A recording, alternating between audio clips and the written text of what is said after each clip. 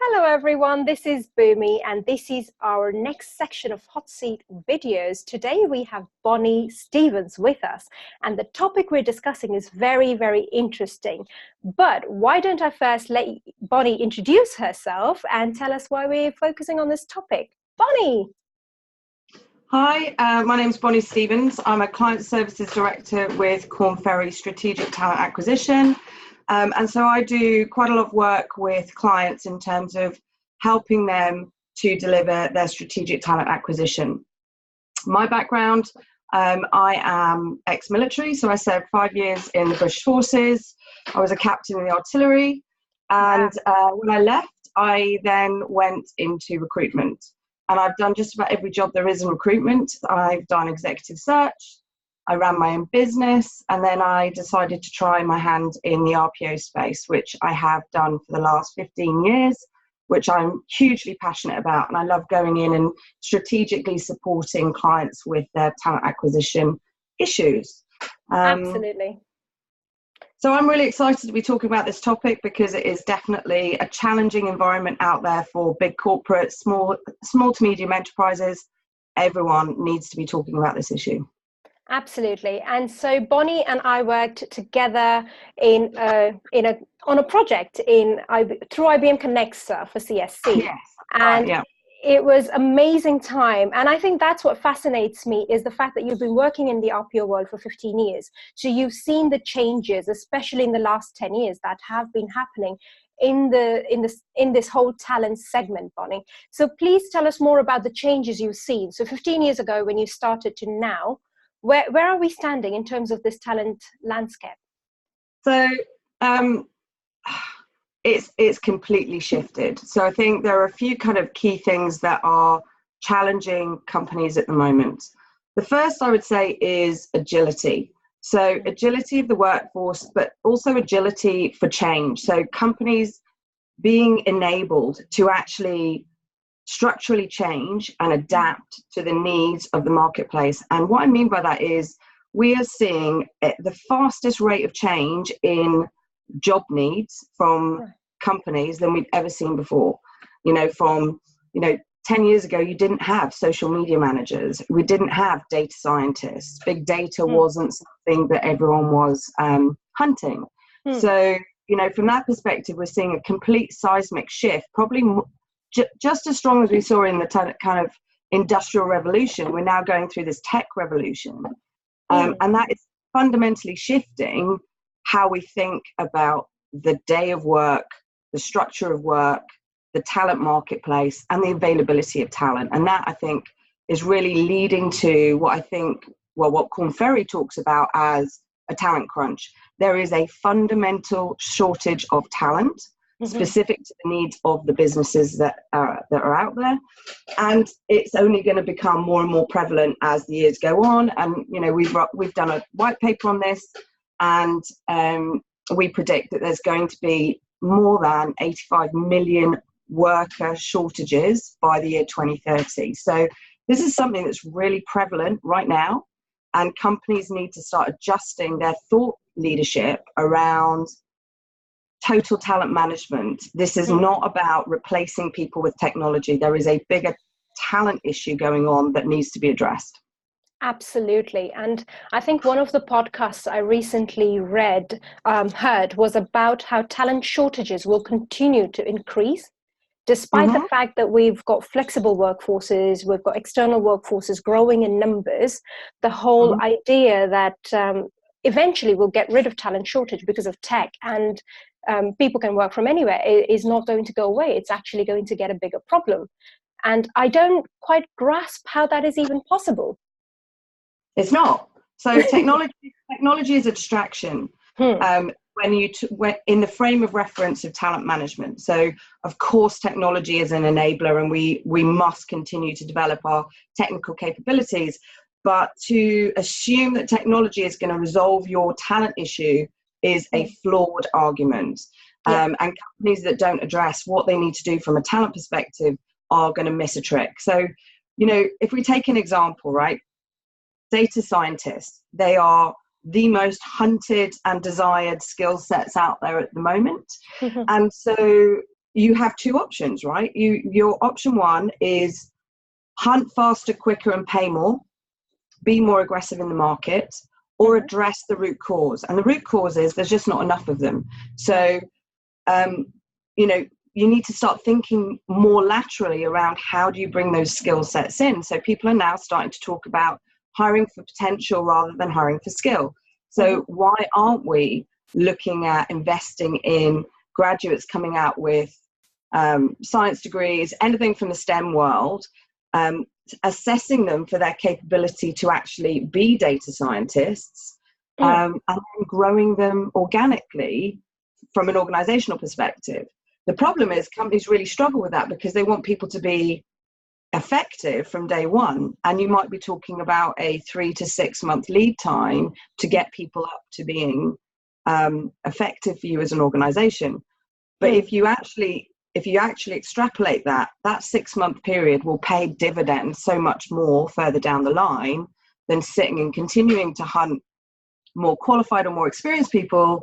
And by the way, those people are commanding an absolute premium now, much the same as cyber or InfoSec did, and still does to a certain degree, but certainly did, 5 years ago. And when we were at CSC together, those were the skill sets that were the hardest to find. So this is going to, data science is the thing right now, but it will continue to evolve into AI, machine learning, disruptive technologies. So the issue will remain the same. And we have to solution for the problem rather than assuming the skill shortage is going to go away. Or what's more problematic is assuming it's going to affect your competitors, but you'll be okay. Right. Yeah, do you know what I mean? Which is short-sighted in some cases. That is absolutely, that is a brilliant point made as well, because I think also from your role, what you and your teams do is you scope not only the current clients, but also the new clients. And you see a lot of changes that businesses are happy to adopt, but then there are changes that they're not. So when you're seeing businesses' attitude towards certain types of change, but not towards other type, I mean, what concerns you in that, especially when it's regarding the wider total talent? What concerns me most, and I think the trick of what we need to be able to do as talent acquisition consultants, is help people understand that not addressing it is a bigger problem than addressing it. And it's a bit like, how do you eat an elephant? You eat it a little bit at a time, not all at once. And the problem can feel too big and too difficult to address. So what do we do as humans? We revert to type, and we take either the path of least resistance or what we've always done before because it's worked. And I think that what we need to help educate people on is, A, what we did before isn't necessarily going to work, or it's certainly not going to have the same impact it used to. But you also need to be able to articulate how to solution rather than just pointing out what's not going to work. And I think, there's an evolution going on in talent acquisition at the moment. People are talking more about total talent management, which is great, bringing, the TA and TM modeling together. So I think that there is definitely appetite for change. And I think that intellectually everyone understands it. When it comes to the practical delivery of it, when everyone's still talking, everyone's focused on, month end, year end, resources, budgets, it can slide down the list of priorities because it's a paradigm shift in how you go about retaining, training, and acquiring talent. Yeah, absolutely. And one of the key things that concerns me sometimes is the speed at which businesses react or respond to these to certain changes needed, not just from a tech perspective, but also their internal policy and process perspective. Do you think that the reports that say by 2020, 40% of UK's workforce will become external, so, contractors and temps, do you feel that the businesses are coping with that speed internally or not really? No, I don't. And I think everyone talks a lot about millennials, and the changing desire of how millennials want to work. And I think it's really important to be addressed. But I also, a little bit like the technology discussion, don't get too distracted with it. Because actually it's not a millennials thing. It's actually a societal thing right now, right? People want to have a different balance in how they conduct themselves through life. You know, the days of, you know, sacrificing yourself to the corporate in order to get, you know, your retirement, those are gone. We all know they're gone. And so the appetite for people to do much more contract orientated work is there. And, you know, I remember Andrew Banks from Talent 2 talking about blue sky thinking, where he was saying at some point in the future, we have to acknowledge we'll rent brain power, we will rent people's capabilities, we'll rent their experience and skill sets. That time's now. I don't think we need to throw the baby out with the bathwater. You know, there are other factors that impact this. So until the entire mortgage arena changes and you can get, you know, mortgages on the basis of contract work, there will always still be an appetite for people to have a structured kind of salaried relationship with companies. But what is definitely shifting is people are no longer worried about doing an 18-month stint and then moving, or a 2-year stint and then moving. And also from being on the receiving end of that, from a talent acquisition perspective, we no longer read people's CVs in a way that says, oh, they've jumped about too much, you know, that doesn't demonstrate, you know, real core values. That kind of attitude has gone, because most of the work that people actually functionally do now is quite project orientated, because there's so much change happening that people are using those skill sets in a real project orientated way, which means that moving every 18 months to go and do something else makes sense. So there's definitely a real shift in understanding of what value do people bring, how do we engage with that. And I think there's definitely better conversations going on at senior leadership about feeling comfortable to let people go because they'll come back. Do you know what I mean? And it will be a rotational thing. And so I think there's definitely positive signs in leadership and HR around that. I mean, it's still on a journey, but it's definitely going in a better direction, I think, to allow for real flexibility in the workforce. I still think the biggest problem is going to be that we just don't have enough people to do the jobs we want them to do. That's going to be a bigger issue than contract versus perm. Absolutely. And I also think, if I may, that the fact that many businesses or recruiters are now changing the way they read CVs from a project to project basis is not still happening in majority of the businesses, because they're still relying on, they haven't got 3 years experience, and I'm still hearing this. So maybe it is also very team led. So talent acquisition leader and how they lead their teams, it's still very team and business led, isn't it? It's not a core generic. No, you're absolutely right. And I think, you know, it depends on which company you're in, and it also depends on the industry, right? Some industries are still very tied to the conventions, and, you know, other industries are taking a much quicker step forward. So I would say technology in particular, technology firms are taking a quicker step forward. They understand it more. You know, financial services, they're looking for that sort of longevity.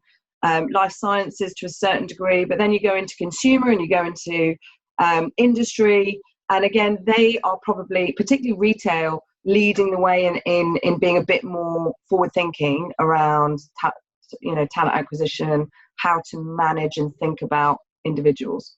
Okay, great. So that leads me to my final question, I promise. I want to ask you the world, but so what are the risks then for the businesses that are still thinking conventionally, that have still got traditional setups, and not because they don't want to, but their processes internally are just, processes and systems are not aligned with the whole future of work, which is now? Yeah, so it's really simple. They are going to slide down the scale of desirable companies to work for. And when we are facing, you know, we are literally looking down the barrel of not having enough people to do the essential work we need, the skilled work that we need. You as a company have to be the best version of yourself that you can be as an employer. And if you're not putting that first foot forward, you're going to lose to your competitors. And more importantly, I think you might lose out to SMEs. You know, the growth of entrepreneurial businesses worldwide at the moment is at an all-time high. People don't feel that the only way to be employed is through a corporate anymore. So big companies need to heed the warning, which is if you want to be competitive, you have to start addressing these issues, and you have to start feeling like a small to medium enterprise, even though you're a gigantic organization, because that's what people want. They want to feel like they are making an impact, that their company cares about them and the environment. And I mean the environment both socially and legitimately. So CSR is really important, and people want to feel that what they're bringing to the table has value. So being a number in an organization doesn't work anymore, and companies have to let that part of them evolve. Absolutely. So from a concluding statement perspective, would you say that the whole engagement piece or the experience piece for external workforce is becoming increasingly important for businesses? I mean, what are your concluding thoughts on that? I think that my concluding thoughts would be, from a talent acquisition perspective, you need to be able to articulate who you are and what you stand for, and why and what you expect from people when they come to you, so that you can, you're basically advising them of why you are an employer of choice, which sounds obvious, but EVP is no longer about what you stand for as a company. It's about, what is work going to be for me? How is it going to impact my life? And then from a retention or a retrain perspective, once people are in, you have to give them the freedom to go in order to come back. I know it sounds cheesy, but you have to let them go to come back. And we need to get into a much more agile mindset when it comes to talent. Otherwise, they will never come back. Their experience will be poor. And with social media, Glassdoor, Comparably, all of these sites, it's so easy to find out what it's like to work for that company. So take care of your staff when you've got them, and make sure people understand what they're buying into when they join you. Yeah, and would you say that would be the same for alumni, so people that have worked with you in the past and left, and also for the contractors, interims, and the holistic approach? It has to be holistic. You have to be clear on what you stand for and who you are as an employer in order for you to facilitate good total talent management. Absolutely. Well, thank you so much for your time, Bonnie. This has been a brilliant conversation. And for everyone that's taken the time to view this, if you have any questions, please reach out to us. I will add Bonnie's LinkedIn profile details on the description as well of this video, so you can get in touch with her. Thank you once again for your time, and I hope you have a brilliant weekend ahead. Thanks, Bhumi. Take care. Take care.